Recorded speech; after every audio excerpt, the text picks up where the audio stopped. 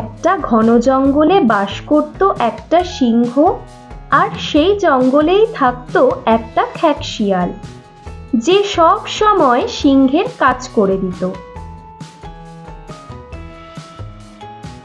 একদিন জঙ্গলে একটা হাতির সঙ্গে সিংহের প্রচণ্ড লড়াই শুরু হলো, আর সেই লড়াইয়ের ফলে সিংহের শরীর ক্ষতবিক্ষত হয়ে গেল।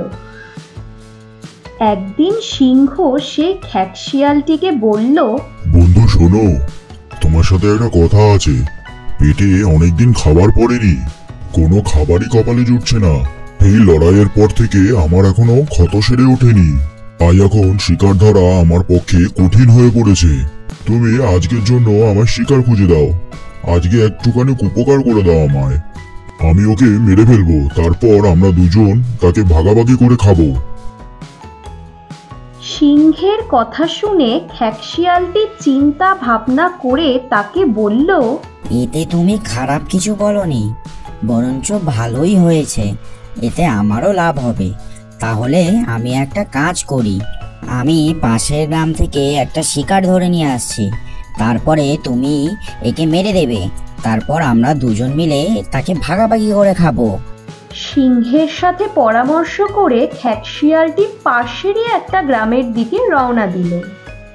রাস্তায় সে একটা গাধাকে দেখতে পেল, আর তাকে নিজের কথায় ভুলিয়ে নিল, যাতে গাধাটি তার সাথে সিংহের কাছে চলে যায়।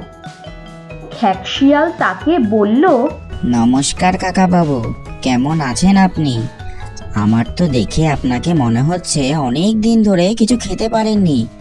আপনার মালিক কি আপনাকে কিছু খেতে দেয় না? খুব রোগা হয়ে গেছেন যে। ধাচু ধাচু, তুমি কথাটা ঠিকই বলেছ। আমার মালিক আমাকে দিয়ে অনেক খাটায়, কিন্তু খেতে খুবই অল্প দেয়। সেই জন্যই তো আমার এই অবস্থা হয়েছে। তার উপর আমার পিঠে যা বোঝা চাপায়, খুবই কষ্ট হয়। আমার মাজায় তো ব্যথা হয়ে গেছে। আচ্ছা ঠিক আছে, শোনো তাহলে আমার কথা। তুমি আমার সাথে চলো জঙ্গলের ভেতরে, সেখানে অনেক কচি কচি ঘাস পাওয়া যায়। সেখানে গিয়ে তুমি পেট ভরে ঘাস খেয়ে নিও, তাহলে তোমার পেট অনেকটা ভরে যাবে। এই কথা শুনে গাধা তক্ষুনি যাওয়ার জন্য রাজি হয়ে গেল, আর তারপর সে খ্যাঁকশিয়ালের সাথে রওনা দিল।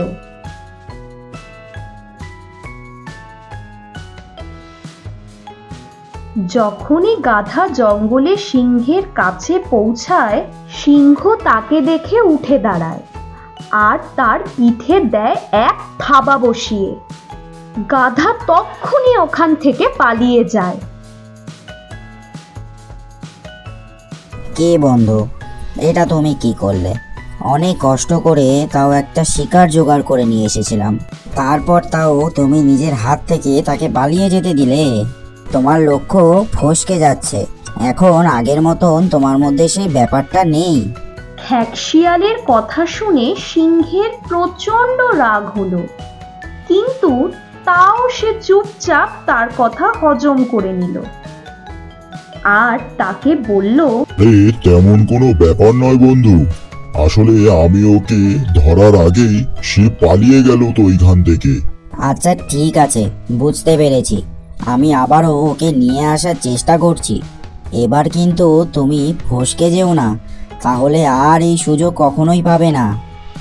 এই বলে খ্যাঁকশিয়াল আবারও গাধার কাছে গেল আর তাকে বলল,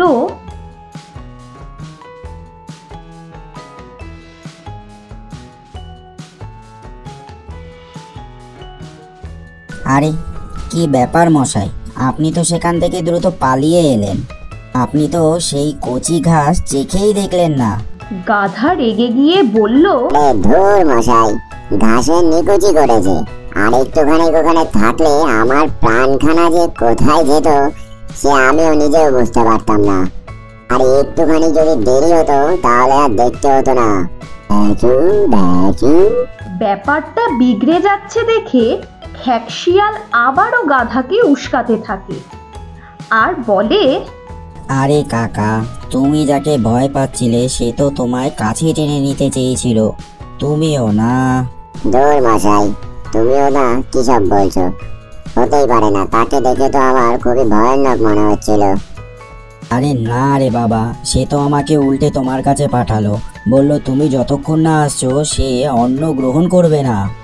এই সব কথা শুনে একদিকে যেমন গাধার গর্ভে বুক ফুলে উঠছিল, তেমনি উল্টো দিকে খ্যাকশিয়াল বেশ খুশি হচ্ছিল এটা ভেবে যে গাধা ওর কথা আবারও মেনে নিচ্ছে।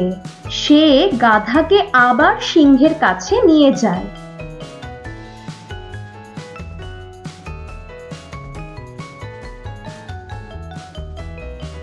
আর এবার গাধাকে দেখে সিংহ ওর ওপর ঝাঁপিয়ে পড়ে।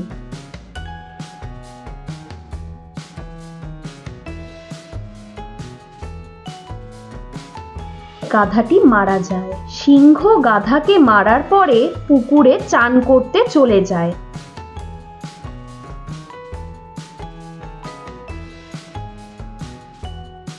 তখন খ্যাকশিয়াল খিদের জ্বালায় পাগল হয়ে গাধাকে খেতে শুরু করে।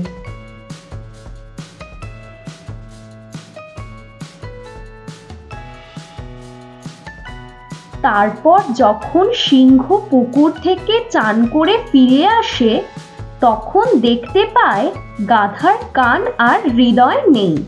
তখন সে খ্যাকশিয়ালকে জিজ্ঞেস করে, আরে তুমি কি আমার জন্য একটু অপেক্ষা করতে পারলে না? তুমি এতটাই নিষ্ঠুর হয়ে পড়লে। আর এই গাধার কান আর হৃদয়টা কোথায় গেল? গাধার কাছে কি কখনো কান আর হৃদয় ছিল? আর যদি তার কাছে কান আর হৃদয় থাকতো তাহলে তোমার কাছে সে ফিরেই আসতো না। এইভাবেই খ্যাকশিয়াল সিংহকেও নিজের কথার জালে বোকা বানালো। তারপর আর কি, খ্যাকশিয়াল আর সিংহ দুজন মিলে গাধাকে খেতে শুরু করলো।